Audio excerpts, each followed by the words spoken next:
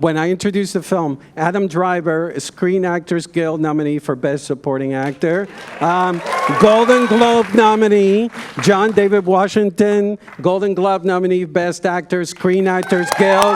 Best Actor. The Ensemble is nominated for Screen Actors Guild for Best Ensemble. Spike Lee, Producers Guild of Award, PGA, Best Film, amongst many other awards. And this is one of the greatest directors working in cinema today. Thank you, thank you. First time here in Santa Barbara. And it won't be the last. Spike, the great director, equally as good as you are, Scorsese has said a couple of weeks back that the ending of your film transcends the film medium. You know, can you tell us about how did you come about tying the past and the present with Charlottesville? Well, first I'd like to say that when Scorsese said that, we had a talk. It was like this, so we had the screening. So he told me he liked the film, but he didn't break it down like that. So it was like, it was amazing because he's my cinematic hero, along with Kurosawa, Kazan, you know, the giants like that. And so when he broke it down like that, I was like, damn. Because my mother, you know, rest her soul, she was the one, I was my mother's movie date. My father hated movies. He loved sports. So I was the elder, she would drag me. And so one of the first films were, you know, as a teenager, she took me to see Mean Streets. And Scorsese was my mom's favorite filmmaker. So, but to get to your question, Kevin Wilmot and I, we rewrote a script that had been done before that was, you know, written for Jordan Peele and the other producers on the film. And so when Kevin and I got together, we knew that to make this film hip, we had to connect today what these great actors did in the mid-'70s.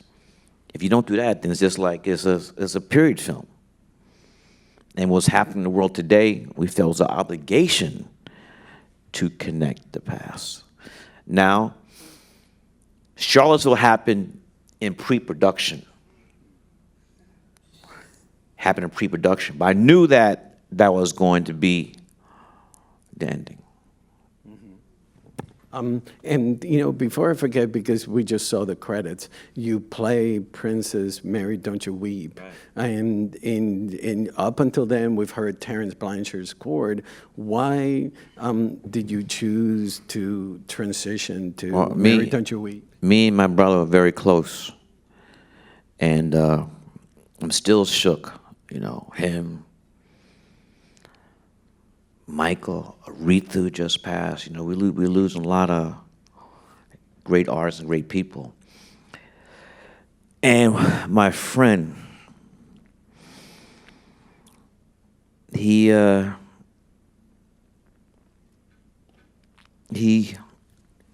was, I don't want to say his name, but he was advisor to Prince's estate. And I called him and said, I need a song. And he flew to New York, and he says, I think I got some for you. So Demi sent me this song. One of the things the state had to do was go through all his music. He was prolific at Paisley Park. There were 10,000 cassettes there. And out of nowhere, this cassette pops out. I believe in my heart he wanted me to have it. It was a cassette of him at the piano and singing, nothing else. And one of the songs was what you hear in the movie, Mary, Don't You Weep. What makes this great is that Mary, Don't You Weep is a Negro spiritual. And I felt, and I saw it just now, When this film ends, people are stunned. So I needed a song, like, and it's the same thing. With my ancestors, slaves, you know, you're out in the field, Sunday, you get the day off, you gotta sing a spiritual. You know, one day, you know, God's gonna come down and change everything. That's the purpose of a Negro spiritual. So I felt that. And to have Prince singing this too, that was, he wanted me to have this song for this film. I'll believe that to the last breath. He wanted me to have this song. There's no other explanation. There was 10,000 cassettes. And out of nowhere, this one appears?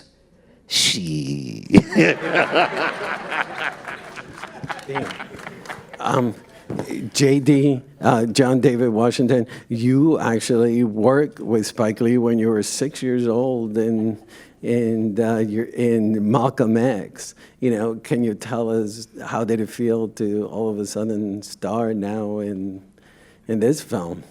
Yeah, that was my first opportunity to work with Spike on Malcolm X, and you know, I had a lot of fun when I was 6 years old. But obviously, this is where I am now in my life, and where I am in the artistry.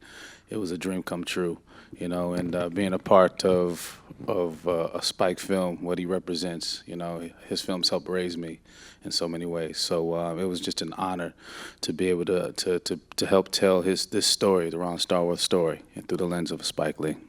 And Ron, you met with him, and he actually spent time with you. You know, can you tell us about that relationship and how to help you develop the character? He was such an asset. He really let me into his life. He was he's been very kind with his and generous with his information. You know, a lot of time spent talking to him and throughout the shoot, and just giving me insight on what it is to be African American, the first African American detective in Colorado Springs, and this huge presence of the Ku Klux Klan in Colorado Springs, dating from 1923. You know, so there was a huge history there that isn't well known, you know, the Ku Klux Klan there. So to what he was able to accomplish, in my opinion, is heroic. He's an American hero for sure. Yeah, the first African-American detective in U.S. history, right? And to accomplish what he did, no cross burnings, no riots during the investigation, I think that's extremely heroic. I think that's mission accomplished.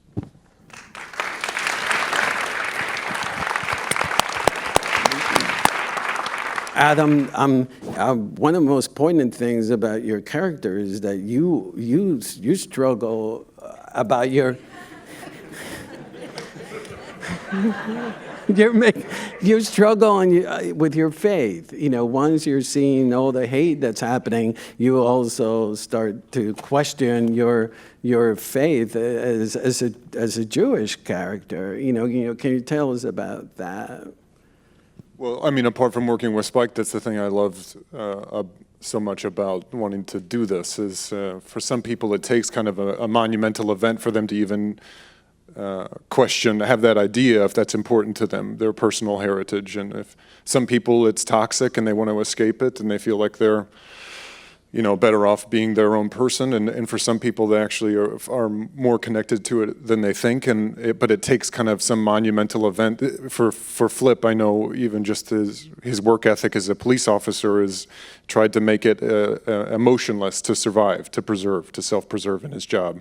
And doesn't make things personal, which makes sense to me as an actor, that you try to focus sometimes and cut out the world. But then inevitably the world kind of creeps into you know, your life, and actually that actually makes you a more interesting actor because you're not stuck in your idea of like you need certain things. Life inevitably makes it, you know, more interesting. And so he has this kind of work ethic that is challenged by this younger guy, you know, where maybe actually making it personal makes me a better police officer, and maybe actually my heritage makes me more perceptive and more sensitive to people that I'm talking to, or makes me a better person. But not for everybody, but for him, I think. And what I think Spike is really good at is good at doing is answering that question, but not really coming to an answer. But I guess for Flip, he's more enriched by it as a person and as a professional.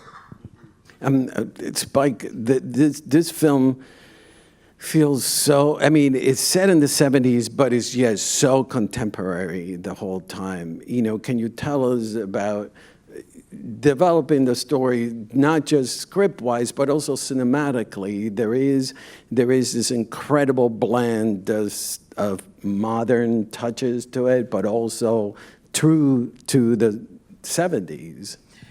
Well, the young DP, his name is Chase Irvin, and you might, if you saw Lemonade, Beyonce, Yeah, of course. he shot a large part of that. Come on, give it up for Queen Bee. Come on now. Let's not have Jay-Z coming here, you know, raising a ruckus. But we wanted the film to look like the 70 films I saw. French Connection, Dogly Afternoon, Serpico. This film was shot on film. You may not realize this, but if this would have been shot digitally, you'd had a feeling would have been off. This had to be shot 35 millimeter. But you also mix Super 16 and Yeah, we had GoPro a Super 16. Also, we use split screens, which was something that was used very much at that time. So we're just doing our thing. That's the answer. We're just doing our thing. But I mean, why was the importance of keeping it, you know, like never a period piece, but also, you know, keeping it contemporary? Well, I would say the look of the film is very mid 70s. But as I said before, Kevin and I knew that for the best version of this film, we had to connect the past with today. And it wasn't hard to do. I mean, make American first. The Klan was saying that in the 20s against immigrants. So a lot of this stuff, you know, as I think we all start to realize this stuff is from the same playbook. To build our base, we're gonna pick, you know, the scapegoat, and we'll rally around that, and we'll blame these people, whoever they are, throughout history. That's the reason why things aren't as good as they can be. And we're in that today. Right now, 800,000, I'm not trying to be CNN, but, or Anderson Cooper, my brother, but 800,000 federal employees. You know, not everybody, you know, a lot of these people, they're living check by check. And we're going to our third week. And this guy is saying, you know, it might, you know, yeah, it's a year, right? These like, it's not just TSA people. These people are air traffic controllers. I mean, 3 people have died in national parks already. So this is serious business. And maybe the thing about one of the other questions might be coming. Being proactive. Kevin and I knew that we could have not comedy, but humor with this film. And why? Because when Jordan Peele called me up to do this film, it was a 6-word pitch. Black man infiltrates Ku Klux Klan. Is that absurd? So that's where the humor comes from. It's organic, and we weren't sitting down writing jokes, you know. And that has been, I mean, there's many films. It's hard to do to get the balance. But there's many films that have done that with very serious subject matter. My number one go-to example is Dr. Strangelove by Kubrick. What could be more serious than the end of us? this earth. And Peter Sellers was killing it. You know, it was 2 roles, and you know, there's no fighting in the war room. I mean, it was so you can have humor. We didn't do the right thing, but you got to get the right balance. John David, your relationship with Flip is, and Adam, you could also chime in, is that we have this typical cup buddy relationship, but you actually are dealing with issues and subjects that we're not used to seeing in this cup buddy. And that's something we did not want to do. We did not want to do, you know, what was it, 48 Hours? Give me another one. With Eddie Murphy and Mick Nolte. We did not want to do a buddy cop film.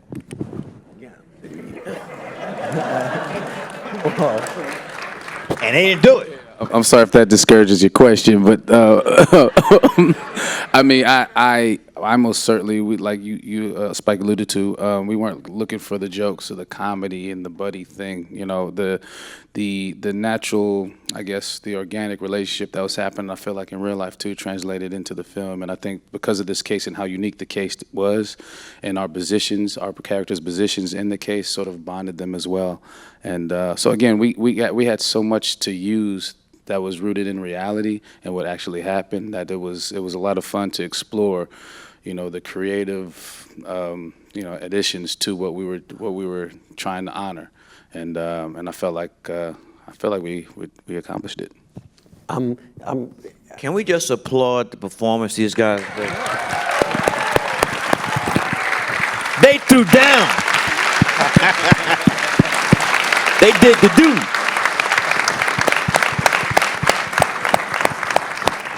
Speaking of performances, freedom fighter Harry Belafonte,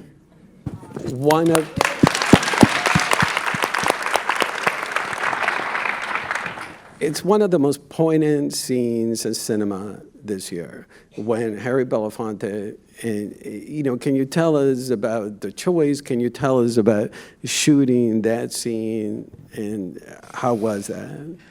Well, Harry for years has kidded me, half a joke like Spike. Do you have to use Ossie Davis every film? Can't Ozzy just sit one out? God bless you, so God. Ozzy and Ruby no longer here, and so we had this character. In this scene with Harry Belafonte, that's not made up. That lynching took place in Waco, Texas, and so. 1916. So I'm not a big fan of makeup. And it just automatically jumped out to me that he just turned 91. God bless him. And I gave him the script. He loved it. He said, Spike, I don't know if I can do it. I have to get my doctor's permission. So I was not taking that for a no. So we pushed his scene to the very last day. And the week before that scene, he got the okay from the doctor. And also, the day before, I said, everybody, we come to the set tomorrow, everybody wear a suit. Ladies, wear your dresses. So we were clean. Sunday, I mean, Grips, you know how, if you've been on the set, the Grips, they're dressed the worst. Grips and Lectures, they gotta work, but everybody clean shaven, sharp as a tack, because we had to pay our respects. Mr. Belafonte, I used the word, a freedom fighter. He was there side by side with Dr. King, along with Marlon Brando, Paul Newman, James Garner. I mean, they get left out a lot, but those guys were there. They weren't just writing checks. They were marching with Dr. King. And to have Mr. B there to play that scene, it was, you were there. it was transformative. And then the scene is not just him. It's the cutting back and forth when your character is being initiated. And so it wasn't to A.O. Scott review the film I was reminded D.W. Griffin, he came up with that thing, going back and forth. So that's one of my favorite scenes in the film, and thank you. And then it also gave us opportunity to show Birth of a Nation again, because that film we did research, and that film is screened during Klan initiations. I don't know about the popcorn. I added that. All right, kill me if you want to. But I want a hot butter popcorn there. So it was like a Saturday matinee, and have them cheering and doing all that. And that was rough, wasn't it? That was the hardest day. Adam, one of the things I admire about him and his directing and his approach to your character and also the police is that these are complex characters. You know, the cops, you actually see them trying to do good, but it's all misguided. I mean, can you tell us about handling that complex characters and the portrayals of the police? Well, I mean, I can't speak for all of them, but I think what I liked again about that character is that you have to be open to change. You have to be listen and open to and willing, I guess, and that's what I like about Flip. I'm not quite sure about your question, other than that the police is not demonized. I mean, we see them. No, which is, I think, a testament to Spike and the writing, hopefully, and the actors, that they're not closed off, and they could easily be for their job, but they're open. You know, I think that's hard to be open in that position, because it's a lot of judgment and quick assessments, to preserve. But Flip is open to change, I think. I want to ask you. I like to say this, if I could jump in. You are Spike Lee. Any black person who feels that any African American officer is a sellout, that's just insane. That is completely insane. I mean, I just understand, that's been one of the criticisms. Many critics of this film that we're making cops to be our heroes. They are heroic cops. Now look, on the other hand, do the right thing. I showed the NYPD murdering Ray and Raheem, in a chokehold. So, but I'm not going to say that everybody's doing that. So I think that we have to support the people, not the good cops, whoever they are. I mean, that's a tough job. And I'm not up here trying, waving a flag for police officers, but that's a tough job. And there are people who put their lives in the line, and you get in a jam, you get in a jam, you're calling 911 in a second.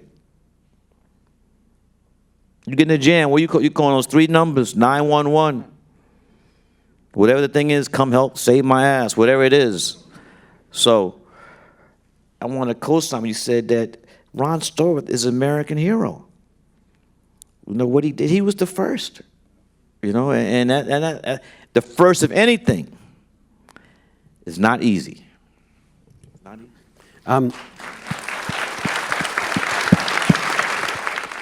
I want to ask you a few of the directorial choices. Like, for example, you've worked with the great Terence Blanchard through many of your films, and the choice of that guitar riff in your score. In this score, can you tell us about that?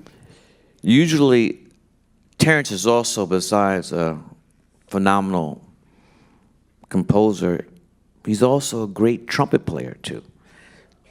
So many of the scores have featured trumpet, but it was Terrence who made that decision that it should be guitar, and he references Jimi Hendrix playing the Star Spangled Banner in Woodstock, which he felt. I mean, Terrence could say better, but he used the words, a paraphrase, and said that was a very patriotic act. Jimi Hendrix's interpretation of the Star Spangled Banner. So that's where he got the idea, let's use the guitar as a feature instrument in this film. And why did you reference Inside Man in the last cue? In the last cue. Oh, we've used it before. We used it started that cue over Charlottesville. The first time it was heard was in Inside Man, and we used it again for the 2 documentaries I've done on New Orleans. I mean, on Hurricane Katrina. I just felt it was right for this too. Okay, and then the choice of the costuming, everything seems fade out, but when it comes to the costumes that John David Washington, everything sort of pops and. Well, Marcy Rogers, very, very young, talented costume designer, and one of the easiest ways to invoke period is the clothes the people wear. And so, I grew up in the 70s. A lot of films about the 70s, they make fun of. I was rocking marshmallows, I'm sorry. I had bell bottoms. I like that look. I still today. So I was not gonna make fun of it. So I told Marcy that I love this period of clothes, and you have to love it. And dress, and it's not just the afros, you know, and the dashikis, and we just wanted to evoke. That's the simplest and quickest way to evoke a period piece. A period. What are people wearing? Because that's what you're looking at. And when it comes to the set, for example, like Ron's apartment is like, it looks so super hip and cool, but then when we go to Jasper's house, it looks so dull and sort of kind of dated. You know, You're answering the question right there. Well, But here's the thing, though. It's very simple. You want clothes, the car they might wear, whatever a production designer or a costume designer can do to help give you an insight who the character is. That's what you do. You know, we're storytellers. It's not just the director. You're the costume designer, the cinematographer. You know, it's production designer. We're all work in different fields, but together, and everyone's trying to tell the story, and you tell it through the characters. One of the reasons why I went into cinema and follow the art, because I always believed in a naive way that only through art, only through literature, only through poetry could we change people, and I just want to thank you for not just for your career, but for Blackkklansman, that reminds us that art can be entertaining, but at the same time can also change and make us wake up and see how things are today. It's.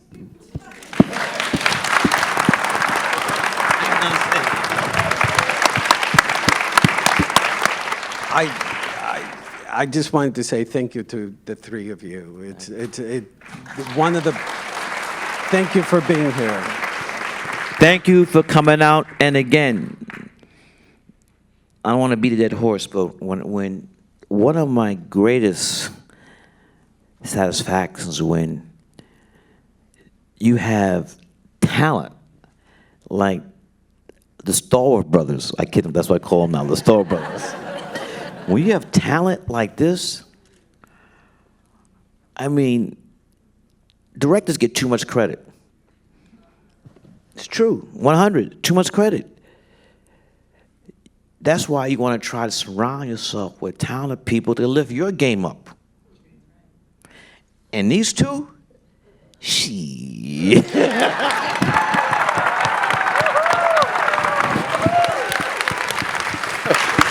Congrats. Thank you, thank you. Thank you.